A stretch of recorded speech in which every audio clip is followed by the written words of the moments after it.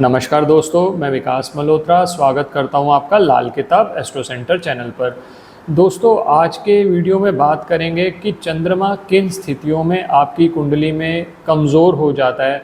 अगर चंद्रमा कमज़ोर हो तो ऐसे क्या कारक हैं जो अफेक्ट होते हैं और कैसे लक्षण हैं जिससे ये पता चल सकता है कि चंद्रमा आपका ख़राब होकर आपको बुरा फल दे रहा है, और किस तरह से छोटे छोटे उपायों से आप इस चंद्रमा को इम्प्रूव कर सकते हैं।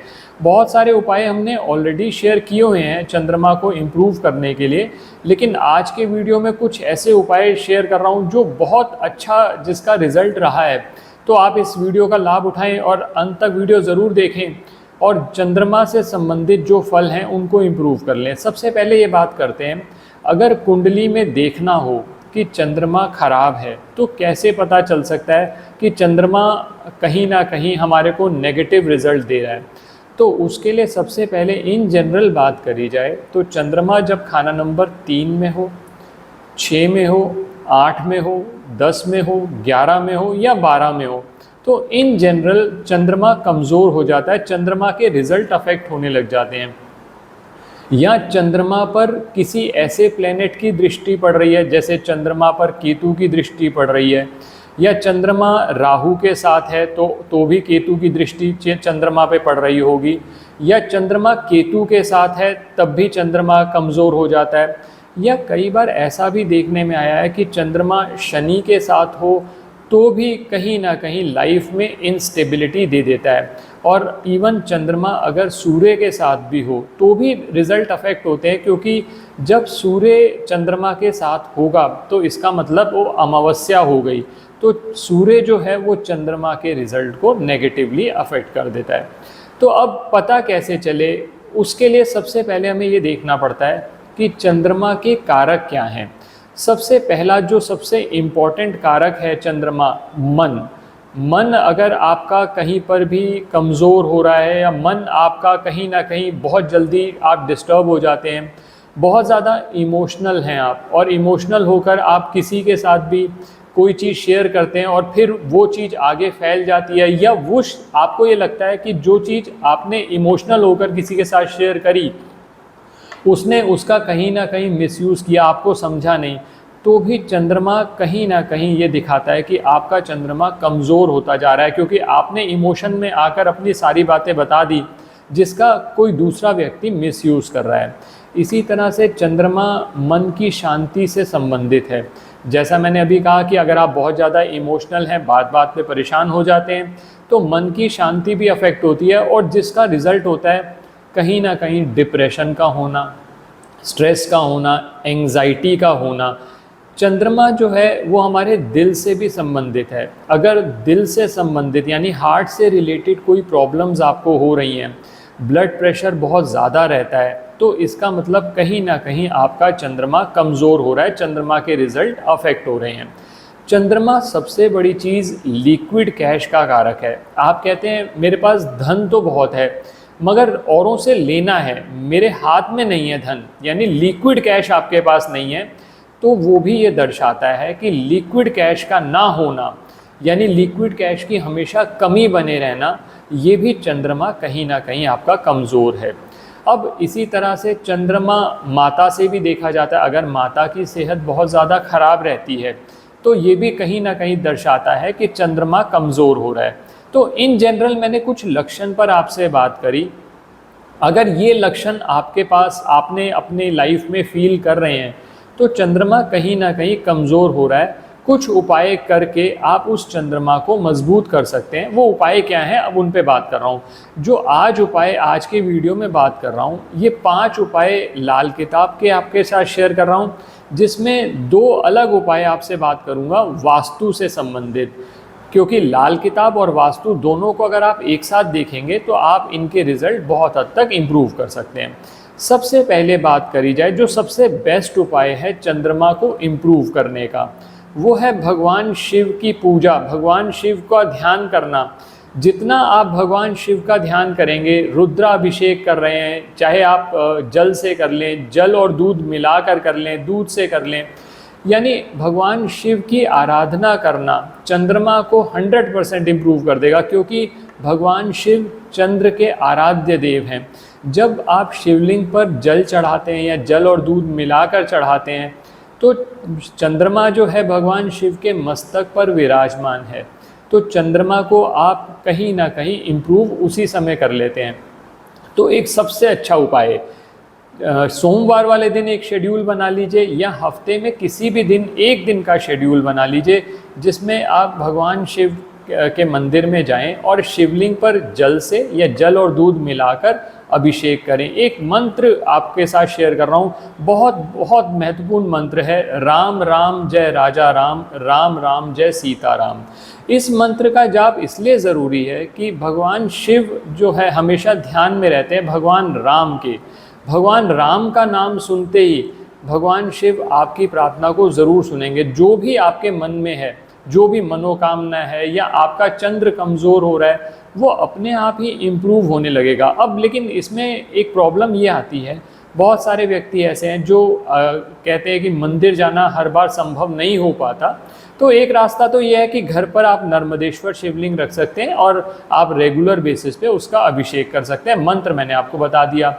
अब आप कहते हैं वो भी संभव नहीं है अगर, तो आखिर जो रास्ता बनता है वो ये कि जो मैंने आपको मंत्र बताया, राम राम जय राजा राम, राम राम जय सीता राम, इस मंत्र का आप मन से जाप कर लें, 9 बार कम से कम जाप कर लें, खासकर सोमवार वाले दिन।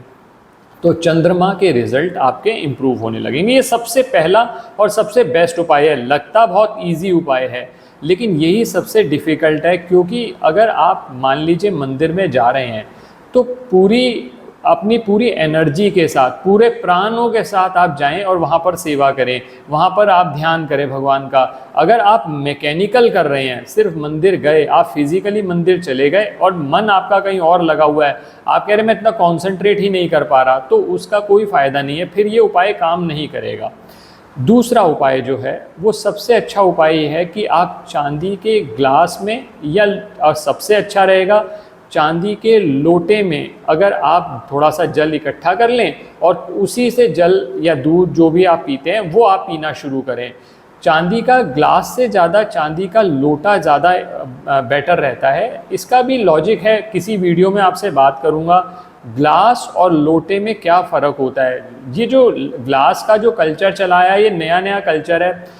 इससे पहले लोटा ही प्रयोग होता था। जो चांदी का लोटा, अगर आपके पास ग्लास पड़ा हुआ है तो आप ग्लास का प्रयोग कर लीजिए, लेकिन अगर आपने नया लेना हो तो चांदी का लोटा ले लीजिए। अब बहुत से व्यक्ति ये कहते हैं कि हमारे पास इतने पैसे भी नहीं है कि हम चांदी का लोटा ले सकें। तो एक रास्ता ये बनता है कि आप चांदी के बजाय आप स्टील का लोटा ले लीजिए, उसके अंदर जल भर लीजिए और उसके अंदर कोई सिल्वर की अंगूठी डाल लीजिए। जब तक आपके पास और पैसे नहीं आते तब तक आप इस उपाय को कर सकते हैं। ये उपाय भी आपको लाभ देगा। तो चांदी के बर्तन में पीने जो जल या दूध पीने का आपको लाभ मिल जाएगा। ये दूसरा उपाय हो गया। अब तीसरा उपाय जो है, जो सबसे अच्छा उपाय माना जाता है, वो है माता की सेवा करना, क्योंकि माता जो है वो चंद्र से संबंधित है।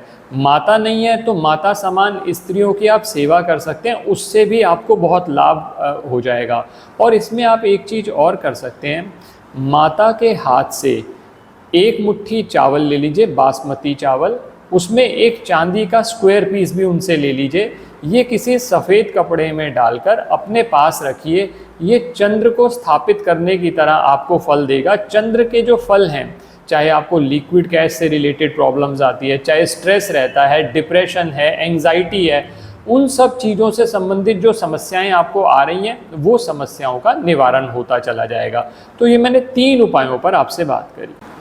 चौथा उपाय जो आपसे बात कर रहा हूँ वो है बारिश का पानी। बारिश का पानी प्योर चंद्र माना जाता है। तो बारिश के पानी में जब भी आपको नहाने का मौका मिले, आप वो बारिश के पानी में ज़रूर नहाइए, क्योंकि अगर आपको स्ट्रेस रहता है, डबल माइंडेडनेस बहुत ज़्यादा रहती है, डिप्रेशन बहुत बढ़ता चला जा रहा है, बहुत ज़्यादा इमोशनल हैं, तो आप बारिश के पानी में जब भी आपको मौका मिले आप नहा लीजिए। और एक बारिश का पानी थोड़ा सा कलेक्ट करके एक कांच के बाउल में रख के जहाँ पर आप ज़्यादा समय व्यतीत करते हैं आप वहाँ पर भी रख सकते हैं।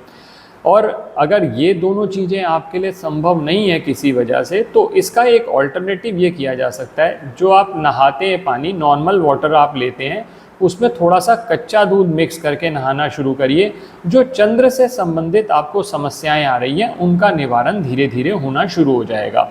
ये चौथी चीज़ हो गई। पांचवा, आप अपने घर पर 2 ऑप्शन दे रहा हूँ आपके पास। अगर तो आप ऐसी जगह पर रहते हैं जहाँ गंगा जल प्रचुर मात्रा में अवेलेबल है, इजीली अवेलेबल है, कई लोग ऐसे हैं जो गंगा घाट के आसपास रहते हैं, तो उनके लिए सबसे अच्छा रहेगा कि 20 लीटर गंगा जल एक टीन के कंटेनर में डालकर, उसमें अगर 4 सिल्वर स्क्वायर पीसेस भी डाल लें तो और भी ज़्यादा अच्छा है, उसको बंद करके अपने घर पर रख लीजिए। और अगर आप कहते हैं कि गंगा जल इतना संभव नहीं है रखना, तो आप एक काम ये करिए कि 20 किलो की बासमती चावल की थैली ले आइए।